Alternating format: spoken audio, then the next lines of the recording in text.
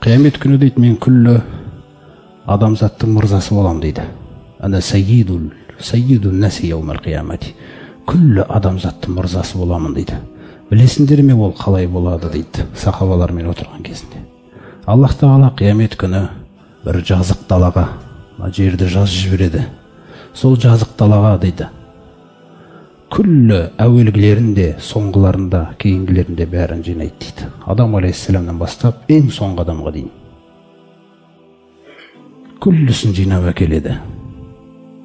50 мың жылға тасталады деген хадис. Күн жақындайды дейді. Сөйтіп адамдар уайымдар мен ауыртпалықтарға душар болады дейді. Бәленбай жылға тастауының хикметінің бірі ғұламалардың түсіндіруінде. Өйткені адам, сен көп өмір сүргің келіп еді ғой жердің бетінде. Көп өмір сүру дегенді көр енді. Көп өмір сүргің келіп еді ғой деген нәрсе. Сонда бәленбай жылда қиналып тұрады дейді пайғамбар саллаллаху алейхи вассалам. Қатты қиналады. Көтере алмайтын жағдайға келеді. Сөйтіп олар бір-біріне айтысады дейді. Біреуге айтайық да, кім Аллаға қарай шыға алады екен Раббымызға? Мына өтінішімізді кім көтере алады екен деп. Сол кезде олардың біреулерін айтады дейді. Адамға барыңдар, ол әуелгі жаратылысы ғой деп. Сонда күллісі олар барып, Адам алейхиссаламның қасына келіп, ей адам, сен күллі адамзаттың атасысың, Раббың сені өз қолыммен жараттым деген, Раббың саған өзінің рухынан үрлеген, сондай-ақ күллі періштелерді саған сәжде жасатқан, мына түрімізді көріп тұрсың ғой, қиналған. Мынаны бұдан әрі көтере алмайтын сияқтымыз. Сен біздің өтінішімізді Раббыңа қарай көтересің бе, болсасың ба бізге? Дегенде Адам алейхиссалам айтады, Раббым маған ағашқа жақындама деп бұйырған еді. Мен тілін алмай жақындап қойдым. Сөзсіз мен қазір өзім деген уайымнан басқаны тани алмаймын. Басқа біреуге барыңдар дейді. Қараңыздар. Нухқа барыңдар дейді сосын. Сосын Нухқа келеді олар. Ей Нух, сен біздің қандай жағдайда тұрғанымызды көріп тұрсың ғой. Раббыңа қарай көтерші біздің жағдайымызды. Болышшы бізге. Өтінішімізді көтерші. Дегенде Нух айтады, сол кезде Раббымның әмірімен болса да жердің бетінде кәпірлерден біреуін қалдырма деп дұға қылған едім. Сол дұғам үшін оялам Раббымнан дейді. Сөзсіз менің қазір бетім жоқ. Тек қана нәфси, өзім деген уайымнан басқаны мен қазір ойлай алмаймын. Менен әрі барыңдар. Басқаға барыңдар. Ибрахимге барыңдар дейді. Сол кезде жаңағылар жиналып Ибрахим алейхиссаламға алады. Ей Ибрахим, сені Раббың өзіне дос тұтқан еді ғой, Халилі деп Құранда атаған еді. Сен бізге болышшы, мына өтінішімізді көтерші Раббыңа. Қиналып кеттік, өте қиналып кеттік, көтере алмай жатырмыз мынаны біз. Сонда Ибрахим алейхиссалам айтады дейді. Сол кезде мен Раббымның діні үшін кейбір тәсілдерді қолданған едім.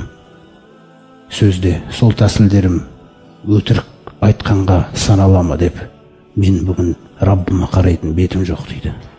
Сондықтан мен де өзім деген уайымнан басқаны ойлай алмаймын дейді бүгін. Сендер басқаға барыңдар. Сөйтіп олар ары қарай келеді. Олар Мұса пайғамбарға қарай жібереді.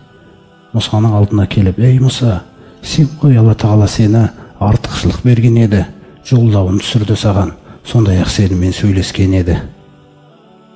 Сен көтерерсің мүмкін біздің өтінішімізді Раббыңа қарай. Көтерерсің мүмкін. Біз қиналып кеттік дегенде Мұса алейхиссаламды айтады. Менің де абайсызда қолым бір кісіге тиіп мерт болған еді. Сөзсіз менде бүгін бет жоқ Раббыма қарай сөйлейтін. Мен тек қана бүгін өзім деген уайымнан басқан уайымдай алмаймын дейді. Сөйтіп ол Исаға жібереді. Иса пайғамбарға қарай келеді. Сонда олар, ей Иса, сен Аллах Тағаланың бол деген сөзінен жаралған едің. Бесікте сөйлеген едің. Иса, сен көтерерсің бізге Раббыңа қарай біздің өтінішімізді, біз қатты қиналып кеттік, көріп тұрсың ғой жағдайымызды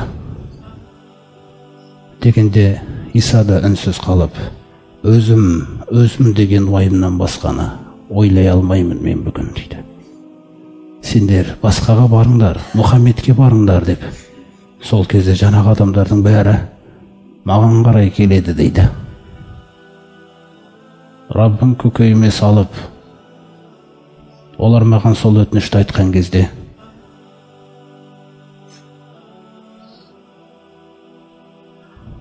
мен әлемдердің Раббысының аршысының астына барамын. Сөйтіп сол жерде сәждеге жығыламын. Сосын Раббым менің көкейіме бұрын сонда оны ешкім мақтап көрмеген, дәріптеп көрмеген мақтаулы, дәріптеулі сөздерді көкейіме салады да, мен сол сөздермен мақтай беремін. Қашан Раббым маған, ей Мұхаммед, көтер ғой басыңды, сұрай ғой, сенің сұрағаның беріледі. Болса ғой, сенің болысқаның қабылданады. Сол кезде пайғамбарымыз саллаллаху тұрып, үмбетіңді жәннатқа кіргізе бер деп, жаңа хадистің ар жағы тағы біразға созылады. Осы жерде қарасаңыздар, құрметті жамағат, пайғамбарымыздың дәрежесі күллі пайғамбарлардың мөрі. Бұл хадиске мына нәрсені байланыстырсақ біз, сіздер түсінесіздер. Үмбет деген кезде пайғамбарымыз саллаллаху алейхи ва саллям елші болып жіберілгеннен кейінгі адамзат қияметке дейін пайғамбардың үмбеті саналады. Пайғамбардың үмбеті саналғанда бұның қарастырылуы өзі екі түрде. Біреуі пайғамбар саллаллаху алейхи ва саллямға жауап берген үмбеті, бұл мұсылмандар. Екіншілер жауап бермегендер. Бұл басқалардың барлығы кіреді бұған. Өйткені пайғамбарымыз саллаллаху алейхи ва саллям егер де Мұса тірі болса, маған еруден басқа амалы болмас еді деген. Сондай-ақ мынандай бір хадисінде ант етіп айтады. Валлази нафсу Мұхаммадин биядихи. Мұхаммедтің жаны өз қолында болған Алламен ант етемін. Ла ясмағу би мин хазихил умма яхудийюн вала насраниюн. Осы үмбеттің ішіндегі дейді.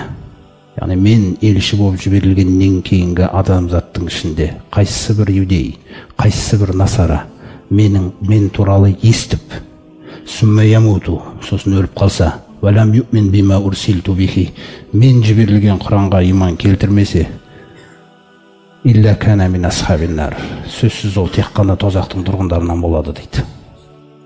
Қараңыз.